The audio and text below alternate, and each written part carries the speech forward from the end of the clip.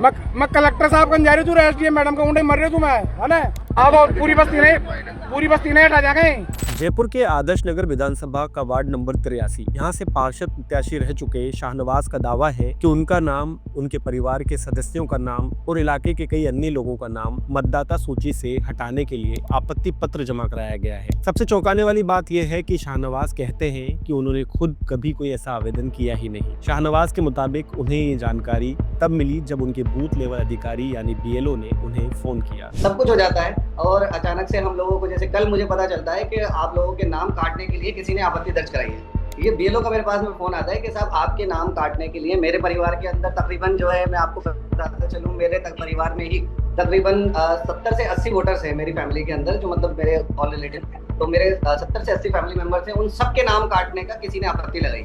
और जब मुझे मालूम हुआ, मेरे पास मुझे फोन आता है, तो मैं तुरंत प्रभाव से जैसे ही वहाँ पहुंचा तो मालूम चलता है कि मेरे ही नहीं और मेरे वार्ड में तकरीबन अगर मैं बात करूं तो 10 से 12 बूथ हैं, तो हर बूथ के ऊपर लगभग 300 से 400 लोगों के नाम काटने के लिए आपत्ति आई है।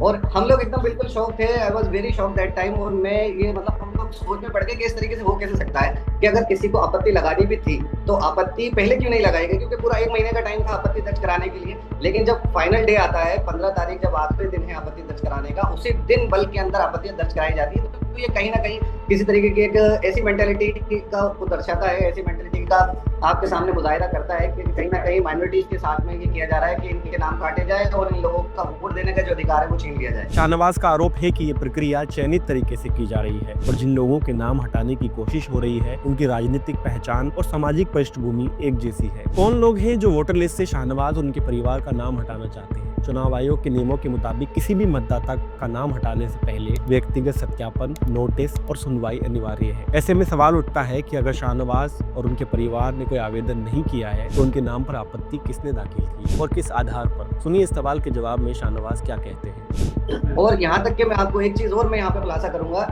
ये मेरे बिल्कुल आंखों देखी बात है, इसमें कोई किसी तरीके का झूठ नहीं है।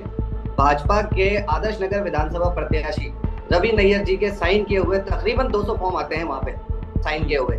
तो ये चीज कहीं ना कहीं आप ये देखिए ना, सोची समझी बिल्कुल ईसीआई के साथ में मिलकर एक साजिश की जा रही है। जब हमने वहाँ सुपरवाइजर से बात की और हमने उनसे पूछा कि इस तरीके से 400 फॉर्म, 300 फॉर्म पे 200 फॉर्म के ऊपर एक ही आदमी के साइन कैसे हो सकते हैं? आपत्ति दर्ज अगर कोई कराता है तो मैं समझ सकता हूँ कि एक कोई पड़ोसी आपका आपत्ति दर्ज करा दे, या कोई अगर ठीक है कोई पॉलिटिकल पार्टी का कोई एजेंट भी अगर आपत्ति दर्ज कराता है तो 2 वोट, 10 वोट, 5 लोगों पे दर्ज कराएगा। इस तरीके से 400 लोगों पे कैसे दर्ज करा सकता है? ये साइन आपने करेंगे नईमुद्दीन भाई? नहीं, मेरे नहीं भैया। और ये जो है नंबर किसका है? नंबर मेरा भाई। आप चाहते हो कि इन लोगों के नाम हटाए जाएं? शाहनवाज का मामला अकेला नहीं है। जयपुर के हवा महल विधानसभा से पहले ही एक बीएलओ का वीडियो सामने आ चुका है जिसमें वह नाम काटने के दबाव से परेशान है और कह रहे हैं कि आत्महत्या कर लूंगा लेकिन नाम नहीं काटूंगा। इस वायरल फोन कॉल में वे कथित तौर पर भाजपा के पार्षद से बात करते हुए सुनाई देते हैं। कीर्ति कुमार का आरोप है कि उन्हें 470 मतदाताओं के नाम हटाने का दबाव उनके ऊपर बनाया जा रहा है, जो उनके बूथ के लगभग 40% वोटर है। उनका दावा है कि आपत्तियां मुख्य रूप से मुस्लिम और कांग्रेस विचारधारा वाले मतदाताओं के खिलाफ दाखिल की गई है, जबकि ये सभी मतदाता पहले से ही स्पेशल इंटेंसिव रिवीजन यानी SIR के दौरान सत्यापित हो चुके हैं। हवा महल वही सीट है जहां 2023 के विधानसभा चुनाव में भाजपा विधायक बाल मुकुंद आचार्य ने महज 974 वोट से जीत हासिल की थी। ये इलाका मुस्लिम बहुल है। इस मामले पर राजस्थान के पूर्व मुख्यमंत्री अशोक गहलोत ने भी तीखी प्रतिक्रिया दी है। उन्होंने कहा कि आज का दिन राजस्थान के लोकतंत्र के लिए काले अध्याय जैसा है। भाजपा सरकार ने प्रशासन का दुरुपयोग कर मतदाता सूचियों में हेरफेरी का षड्यंत्र रचा है। PRO और BLO पर दबाव डालकर कांग्रेस विचारधारा वाले मतदाताओं के नाम हटाने की कोशिश की जा रही है। इस मामले पर कांग्रेस प्रदेश अध्यक्ष गोविंद सिंह डोटासरा ने भी सवाल उठाए हैं। सुनिए उन्होंने इस वीडियो में क्या कहा। अगर किसी के द्वारा फर्जी साइन करके किसी के खिलाफ कोई नाम काटने या तोड़ने की अगर कोई सिफारिश की गई है तो वो कानून के विरोध है, कानून के विरोध है। किसी का नाम कट रहा है तो नोटिस बोर्ड में चस्पा करना पड़ेगा और 7 दिन वेट करना पड़ेगा।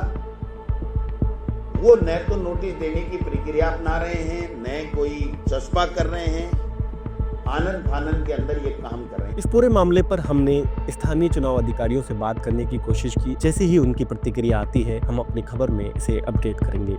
शुक्रिया।